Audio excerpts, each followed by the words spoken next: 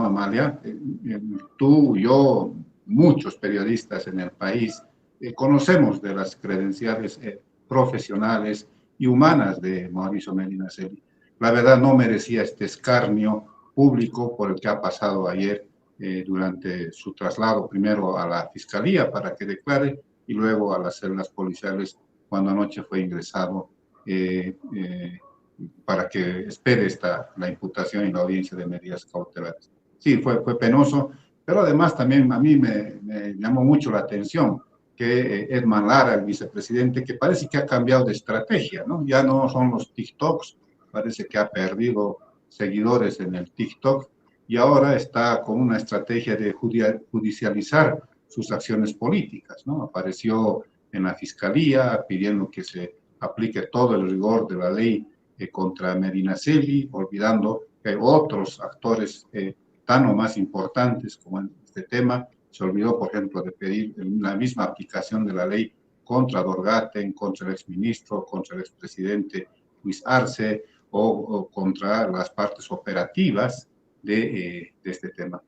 Ayer también tuve la oportunidad de hablar con el vicepresidente de la comisión investigadora de este tema, Amalia, y él decía, yo también me sorprendí mucho ver este tema de la aprehensión del exministro Medinaceli. Yo pensé que iban a caer primero las partes que estaban como brazos operativos, vale decir, el expresidente de YPFB en ese momento y la exdirectora de la ANH también en ese momento. Pero han decidido ir por este otro lado, que es otra muestra, entonces otro indicio de que quieren mostrar a Medinaceli como un chivo expiatorio de este tema. Pero ayer también se ha conocido, Amalia, la aprehensión de otra persona, estamos hablando de Daniela Durán, asesora legal, gerente legal de YPFB. Tú tienes los detalles. No, simplemente que Daniela Durán era una de las personas, el eje del poder en el gobierno anterior, en yacimientos de Arce Catacora, yacimientos de Dorgaten, tenía un ancla, todas las decisiones pasaban por esta secretaria jurídica, directora jurídica, Daniela Durán, que ha manejado yacimientos hasta hace muy poquito, ha hecho y ha deshecho yacimientos y bueno, la han aprendido. No sé cuál es la causa, no sé cuál es la acusación, pero que tenía que ser separada de su cargo. Cacho, era lo primero que tenía que haber hecho este gobierno o esta nueva administración en yacimientos y no lo hizo, ¿no? Quiero recordarte que después de la renuncia de Medinaceli del cargo de ministro de Hidrocarburos, fue posesionada una otra profesional como presidenta de yacimientos que duró muy poco tiempo. Recordame el nombre, no lo he anotado. Bueno, Claudia esta... Perdón, Cronenberg, ¿no? Claudia Cronenberg, sí. Bueno, ingeniera, y renunció, salió pero picando, ¿no? Y dejó una carta diciendo, ¿sabe qué, señor presidente? Con esto no se puede. Ella fue posesionada para que resuelva al tiro el tema de la gasolina contaminada. Y no pudo. Miró para aquí, para allá y dijo, no se puede. En otras palabras, aquí hay una mafia encrustada y no se puede hacer nada. Habría que cambiar de principio a fin. Y parece que ella no tenía esas atribuciones. Que lo único que tenía que hacer era resolver lo más rápido posible el abastecimiento de gasolina. Y entonces se fue. ¿Por qué? Porque seguía manejando, toda la gente del anterior gobierno seguía absolutamente en pie, seguía absolutamente al mando y no iba a soltar el mando. Si hubo un gran problema de la gasolina contaminada, Cacho, es que esa mafia dejó correr esa gasolina, que ellos mismos importaban, compraban la peor gasolina porque tenían un decreto que los amparaba, que les permitía comprar gasolina contaminada, gasolina basura, y la ponían a circular. Sabían que esa gasolina iba a destruir los motores y a pesar de eso la hicieron circular. Encima de ellos, Acli, que tenía que tomar decisiones y que no las tomaba, y que entonces le achacan al ministro, que también tenía que tomar las decisiones. Me dicen, Medinaceli tenía que haber parado el asunto, dado la vuelta a Yacimientos, en fin, pero él pensaba que no era su función, que esa era la función del presidente de Yacimientos. En fin, fue desbordado, ¿no? Desbordado. No hizo lo que tenía que hacer como ministro de hidrocarburos y el más directo responsable, los presidentes de Yacimientos. Bueno, así están las cosas, ¿no? El actual presidente de Yacimientos sería el tercero, ¿verdad? El tercero Sí, en este sí. gobierno. El tercero en este gobierno. Que al final logró resolver lo de la gasolina, pero no ha resuelto ni ha empezado a resolver el drama de las estructuras de corrupción encriptadas, protegidas dentro de Yacimientos. Y uno de esos casos es el de Chaco Energía. Te cuento después.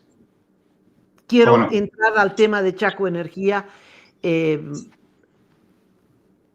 pero no quiero alargar, porque hay, veo, hay un dato que tiene que ver con la reestructuración. Amalia, ¿te acuerdas que se habló mucho en estos días pasados de que se va a hacer una reestructuración a fondo para limpiar de una vez YPFB, achicarla, hay mucha burocracia? Se dijo incluso de manera oficial, pública, de parte de autoridades del gobierno, que en esto se iba a recibir ayuda de Petrobras.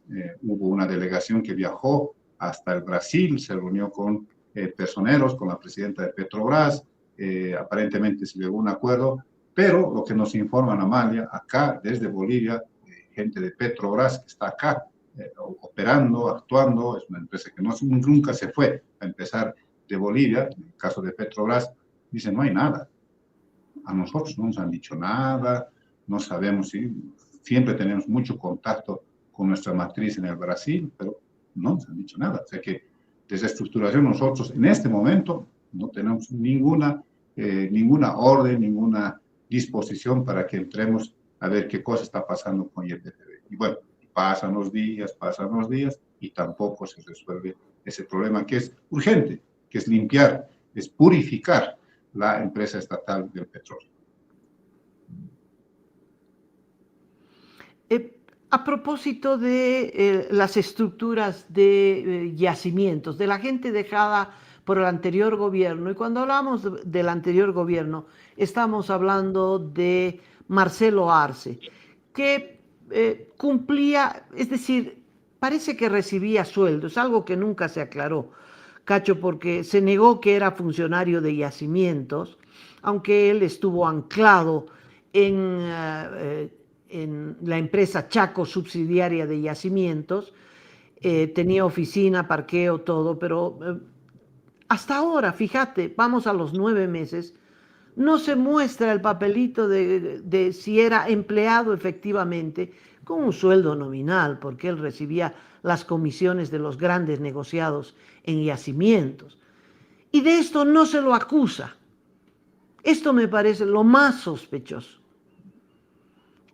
Marcelo Arce está preso en Palmasola por cualquier otra cosa, no por Yacimientos, por haber montado esta estructura delincuencial dentro de Yacimientos. Bueno, parte de esa estructura delincuencial están los funcionarios en Chaco Energía, que es parte de la empresa Chaco de Yacimientos. Bueno, venimos siguiendo el caso de que Chaco Energía, con el mismo gerente antes y después, es decir, en el anterior gobierno y ahora el mismo gerente, había llegado a un acuerdo y que firmó el 2025, antes del cambio de gobierno, una carta de intenciones con una empresa privada para venderle energía eléctrica.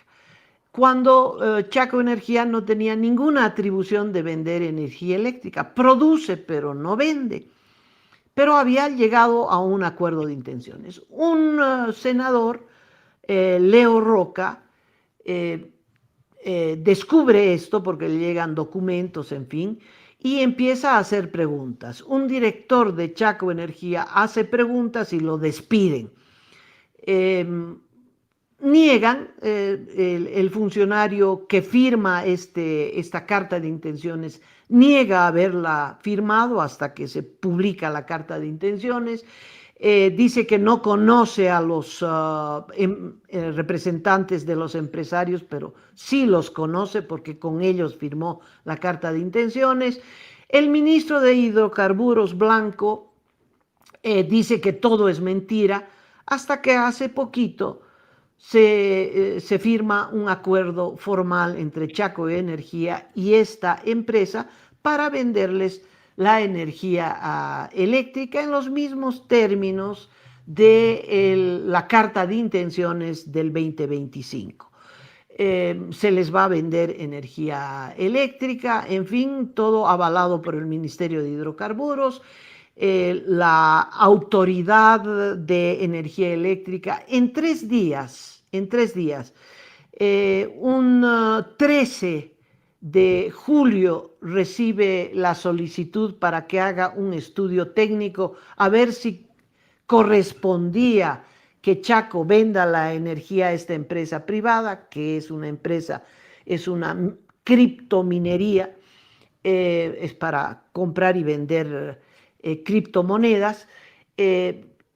Hacen una solicitud el 13 de julio diciendo, a ver, ¿cree usted que Chaco Energía podría vender energía eléctrica a esta empresa? Es decir, le está preguntando de una nueva atribución para Chaco, que no tiene la competencia de vender, produce pero no vende. Y aquí le dicen, señores de la Autoridad de Energía Eléctrica, podría vender energía eléctrica a los 3 días, muy rápidamente. Emite un informe técnico y dice, sí, puede vender, dele con todo. Y gracias a esa autorización es que se firma un contrato rápidamente. Es decir, todo lo que había denunciado Leonardo Roca se plasma en un contrato, ya en una fase de cinismo, ¿no? Sí, ¿y qué? ¿No? Sí, les voy a vender energía eléctrica, ¿y qué? Bueno, Leonardo Roca le ha hecho un informe al presidente Rodrigo Paz, voluminoso, con todos los detalles, con toda la documentación, todo. Es extensísimo, una cosa así. Bueno, lo tengo en síntesis en el celular y la última parte, conclusión, señor presidente. Dice, el conjunto de indicios documentales en el presente informe no corresponde a hechos aislados ni a interpretaciones forzadas de esta representación senatorial. Corresponde a una secuencia de hallazgos que, analizados en su conjunto, configuran un patrón institucional reiterado de ocultamiento frente a la fiscalización legislativa. Una carta de intenciones con términos comerciales plenamente definidos, firmada en señal de aceptación por el gerente general de una empresa subsidiaria de YPFB, fue negada públicamente por el mismo funcionario que la suscribió. Un informe técnico que comprometía una unidad de generación de energía por 10 años fue elaborado en 3 días, sin evaluación de reservas de gas, ni conocimiento, etcétera, etcétera. Una línea de media tensión de 11.000 vatios tendida desde el interior de la planta termoeléctrica estatal hasta las instalaciones de un privado, fue calificada de inexistente mientras se encontraba físicamente construida. Bueno, iba relatando todo y dice aquí, no solamente hay irregularidades, presuntamente corrupción, sino a que hay un problema muy grave. Se está comprometiendo la entrega de energía eléctrica barata, subsidiaria, a una empresa privada cuando no sabemos si vamos a tener gas. Y ese es el fondo del relato de este senador.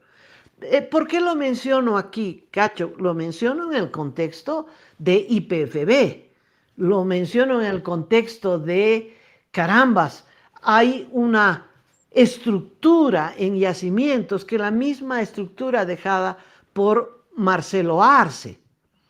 ¿Quién es este gerente general? Es una persona que fue nombrada por Marcelo Arce. Marcelo Arce no era nada, no tenía ningún cargo oficial, era Dorgaten el presidente de Yacimientos. Pero ¿quién nombraba a el personal en Chaco? Marcelo Arce. ¿Por qué no se investiga eso, Cacho? No se investiga, no se quiere, en fin. Pero esa estructura, por este caso de la energía eléctrica, queda en evidencia. ¿No? Y lo menciono por eso, porque queda en evidencia, porque todos las autoridades colocadas por el anterior gobierno al servicio de la corrupción siguen intactas en yacimientos. Y entonces, eso no se investiga. Sí, las fechas son bastante claras, ¿no? El señor gerente de YPF Chaco Energías, Alejandro Torres, según lo que ha denunciado y está probado, fue elegido, fue designado en 2024, pleno gobierno de Luis Arce. Y todas estas autorizaciones, todo este trámite tan rápido que se hizo, 2025, empiezos de 2025, entre febrero y marzo del año pasado. ¿Quién estaba de gobierno? Luis Arce, Marcelo Arce Mosqueira, haciendo y deshaciendo en YPFB. Así que está claro que ha subsistido y se han mimetizado, se han cambiado, es como una especie de reacomodo toda esta estructura dentro de Yacimientos Corporación, las subsidiarias y las unidades de negocio. Por eso es que es urgente esta reestructuración.